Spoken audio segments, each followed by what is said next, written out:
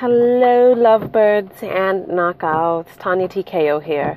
I was just driving on the highway and this really profound thought came to me. And yes, I am a New Yorker who drives. My dad taught us how to drive when we were all really young, so I know how to drive now. I lived in Atlanta and I drove there. So yes, I am a driver. But nonetheless, I was driving on the highway and I was just thinking about the lives that we have. And I had to pull over so I could be safe because in New York, the traffic was moving pretty aggressively. Like New York drivers are not like drivers in other places. The drivers here are really aggressive. So you have to really be on your P's and Q's out here. Like if you don't know how to drive elsewhere, you will learn how to really defensively and a little offensively drive in New York. It's inevitable. But nonetheless, I was thinking about the lives that we have and because I talk to a lot of people, right? And I hear people complain about the lives that they have, and even sometimes I complain. And I have to really take a step back sometimes and realize that the life that I have is a result of choices that I directly made to get here. And I can even say directly and indirectly, but it's like, I got this idea when I was on the highway, and the idea was like, we're artists. It's like we're these artists, and it's like life is like our artwork, like what it is that we're making. And so many of us, we participate in the strokes and the molding and the different things, that the culmination, the gluing and the putting together of all of these different things until we come up with this masterpiece. And then we look at the masterpiece and we're like, what is this? I don't want this. This isn't what I made. When in fact it is what you made. I remember years ago I did some acrylic painting. And I'd wanted to make a yoni. Don't ask me why I wanted to make a yoni, right? And so I was painting, and I put down some black paint on the canvas. And I had been painting in reds and greens. And when I put the black paint down there, it kind of threw everything off because it kind of started making things a little bit darker. And it started altering the colors of the other things around it, right? And it was like, once the paint was on there, that saying, once the die is cast, you can think about that in so many different ways, like the dye of a mold, or even the dye of like a color dye. Once it's cast, it's cast. So it's like in life, sometimes there are choices that we make that we wish that we could have made a different choice. Like I really wish I had not put that black down there. But what is it that you do once you've made the choice? I mean, the choice has been made. So it's like, it didn't make any sense for me to sit there crying about the canvas and like, oh, my canvas, I have to, it's like, let me turn off these window wipers. Just listen to the rain. And it's like, it didn't make any sense for me to sit there pretending as if what happened didn't happen, or beating myself up. Why? I had to move on. I had to move on and deal with what was, not how I wish things were, how things should have been or could have been. I had to deal with how they were. And, and many of us, we make these choices and we beat ourselves up and we are in denial about our choices, or we push it down into our subconscious that these were actually choices. Because I talk with a lot of people. And I try to help people find themselves when they're talking, like really dig in deep and get to the root. If you haven't already, go to my website and download my free guide on trauma healing. It's called How to Truly Love Yourself and Heal Old Trauma. Come to TanyaTKO.com and download that. It's free, and learn some things about yourself and how to truly love yourself, right? Because there are things that we are doing that are not fully serving. And so, I talk with a lot of people, and I look around at their lives and at my lives, and it really hit me really hard today. Because it's like, there are people who are of the belief that there are certain things that caused tremendous, that are a source of tremendous strife and discord in their lives. Like, like I'm just going to be pretty blunt. I was talking with a man who had several children and several failed relationships and several children scattered out throughout these failed relationships. And it was like he blamed, or he felt a tremendous amount of pain about the things that were going on in his life, as a result of these relationships. But these relationships had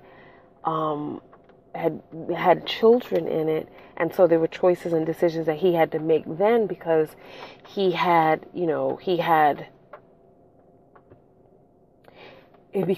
these children, and he had these relationships, and he had these marriages, and all of these things that were going on. It was like, one of the marriages, he had decided to get married the first time because his girl was pregnant, and then he decided to get married the second time because she was pregnant. She had some children.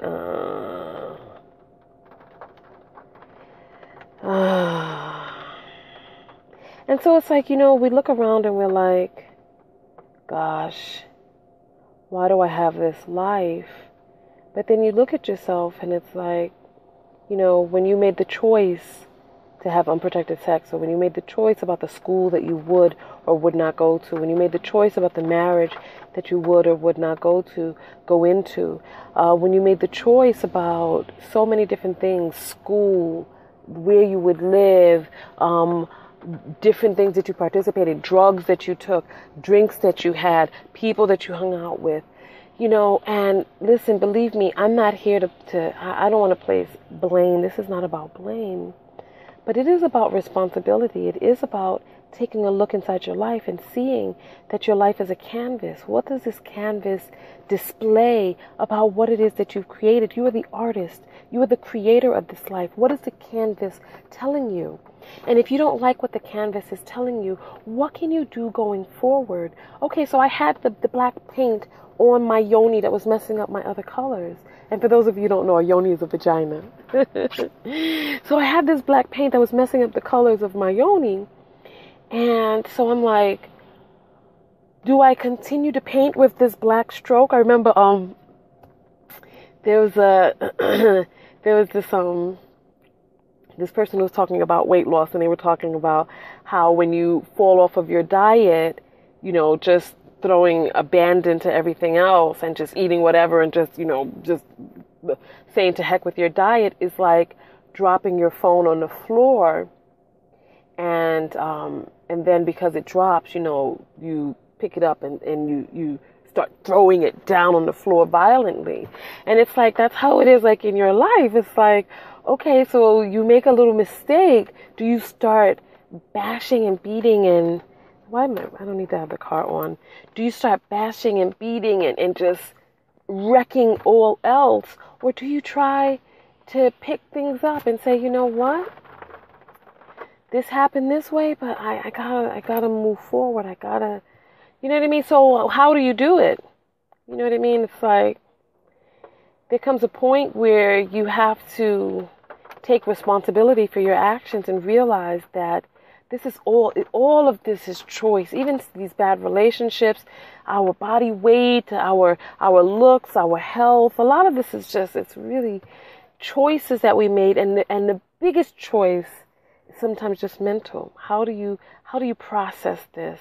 How do you deal with the circumstances, the cards that you either chose from the deck, looked at and picked up, or were handed? How do you deal with that?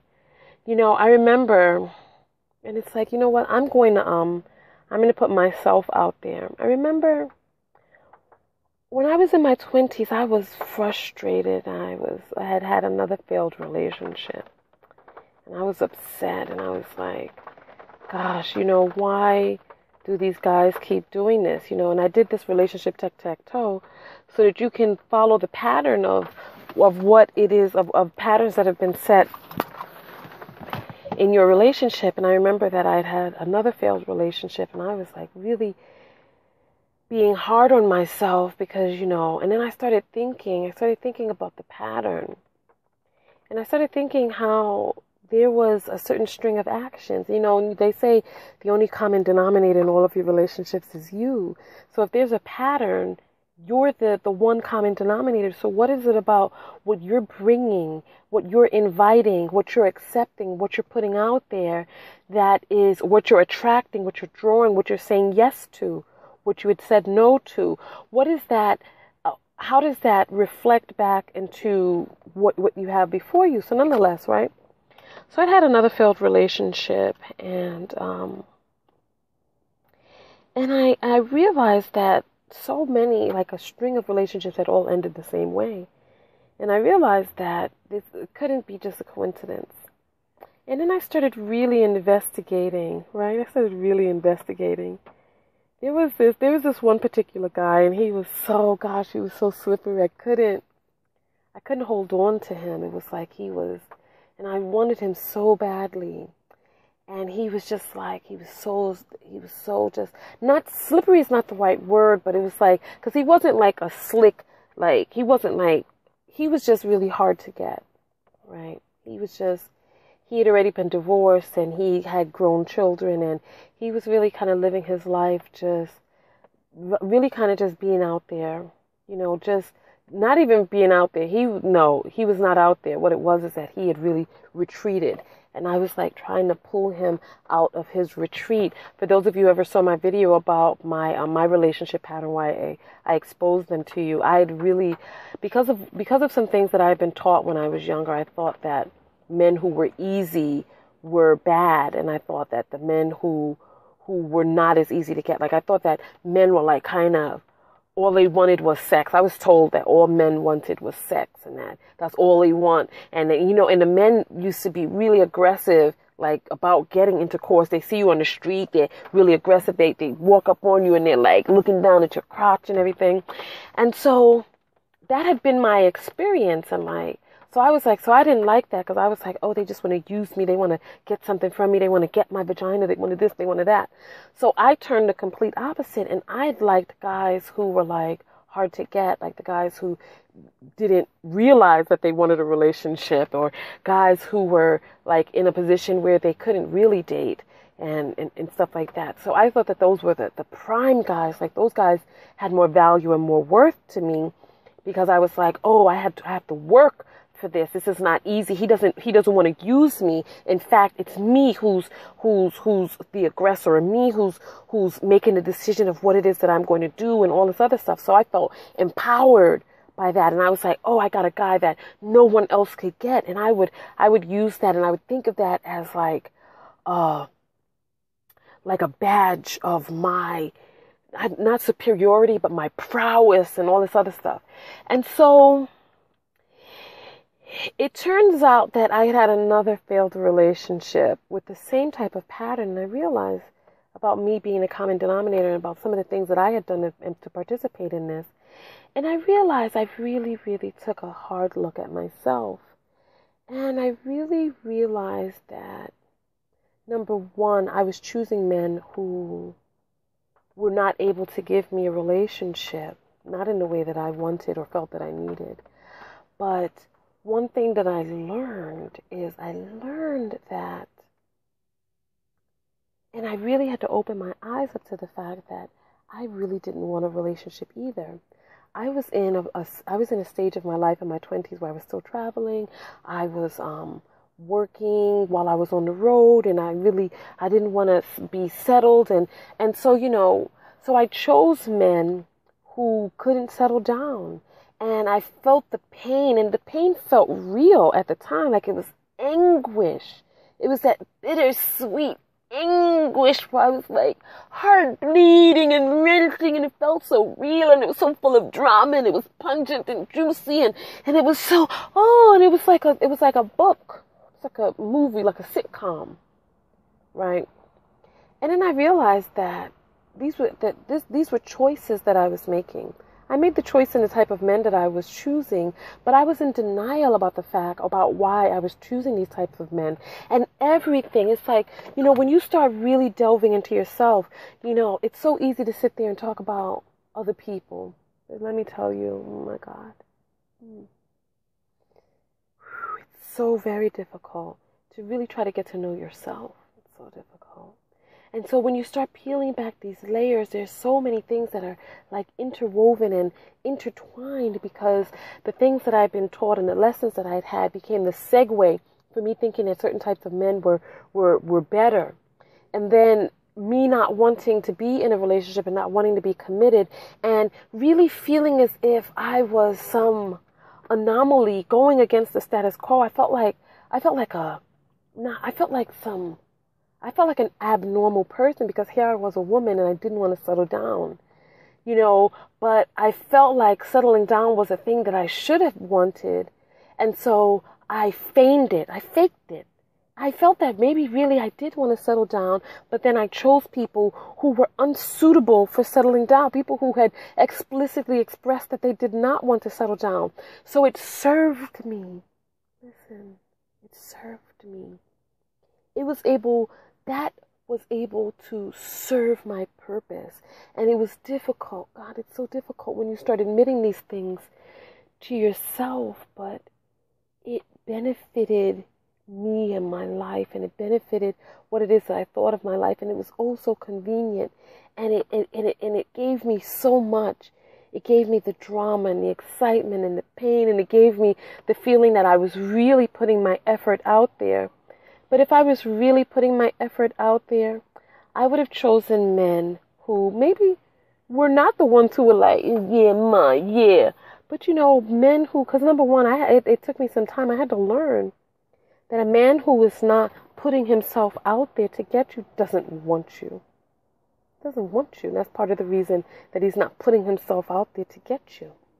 So it took me some time to realize that that type of desire is oxymoronic. I don't think that's the right word, but it's like something that just doesn't align. It's like the world, it just doesn't work that way. And as a woman, I would never be able to feel like the precious flower of a woman, like an honored and cherished woman, if I had to be the one to do the chasing anyway. So let's say I had, because I had actually gotten into a relationship with a man whom I was the initiator. I'll say the initiator. I got into a relationship with him, and I realized that part of the reason that he had not initiated with me is because that was a part of his personality type. And not only did he not initiate with me, but he did not initiate in other factions of his life either, like work or school, career, self-development.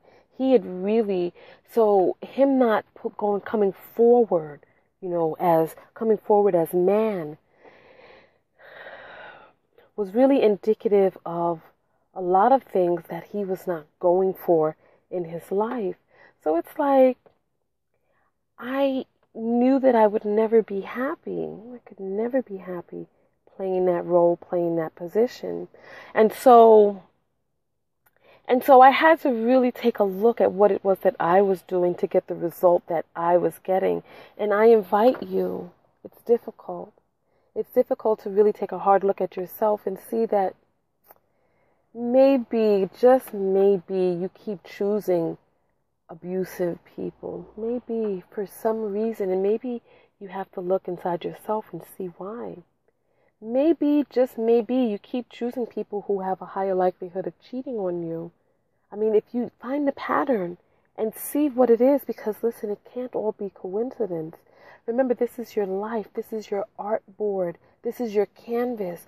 Look at the painting that exists on your canvas, or look at the art that exists on your artboard, and see what is it that you have and how did it get this way, and be really honest with yourself, and you'll see that you actively participated in the construction of that art, in the configuration of your life. So stop with the excuses, because it's like you can't make a change while you're feeling disempowered. Can you imagine if when I was making that painting, right, that I'm making my yoni and my pinks and my turquoise and all these little colors that I'm making my yoni in, right? Can you imagine if a black splatter appeared on the board and that I couldn't take ownership for the fact that I put the black splatter there? How would that change the course of my life? Or how would that change the course of my painting? It would be like, how do I correct something that I'm in denial about the fact that I placed there? So then the focus becomes, why? Why did you put this black splatter? Why? You know, and it's like the black splatter is there.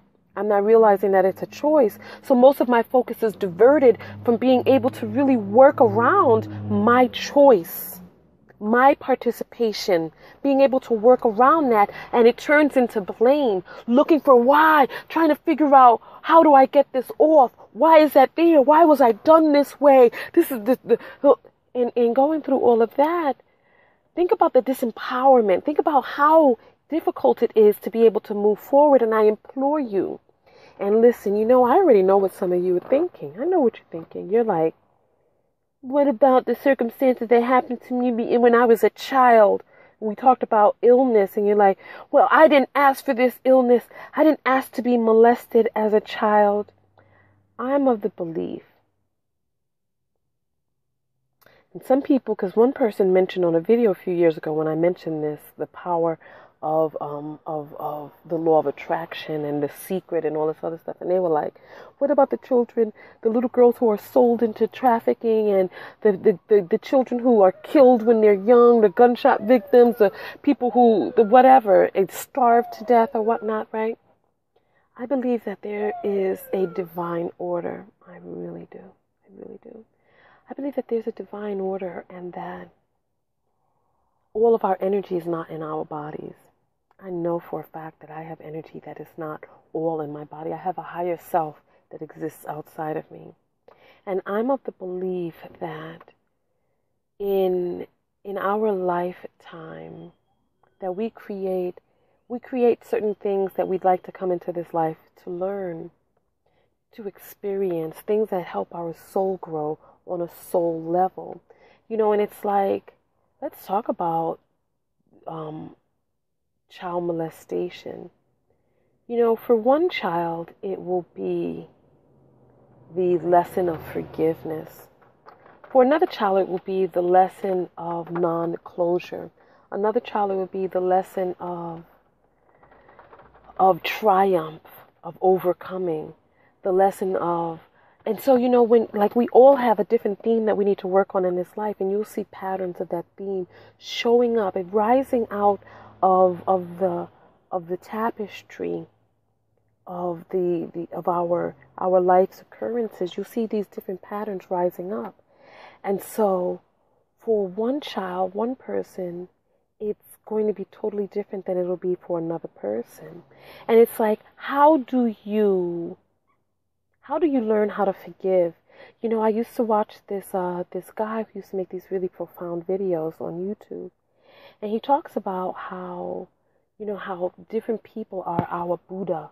They're our Jesus. They're our teacher. They're our gift giver, right? The people who do us wrong, the people who are quote unquote wrong, the people who cause this frustration and who cause this discord in our lives, because it gives us a chance to grow. It gives us a chance to rise. It's like, how do you learn? How do you learn to forgive the unforgivable unless something seemingly unforgivable happens to you? How do you learn that depth of forgiveness unless that happens? How do you learn extreme triumph of spirit unless you have something that weighs, oh God, weighs your spirit down? How do you? And so it's like, you know, there's so many gifts out there that are given to us, but we stay distracted by the blame, and we stay distracted by the denial, and we stay distracted by getting caught up in in the drama and turning our heads away from how we manufactured this, participated in it, and relish in it. And so we become distracted and we don't get our full true lessons because we're not even taking ownership of what it is that's really going on. So please, I want you to open your eyes and turn your attention to all of the beautiful blessings. That person who is frustrating you, that person is your teacher. They're teaching you patience. They're teaching you self-control. They're teaching you gratitude. They're teaching you abundance.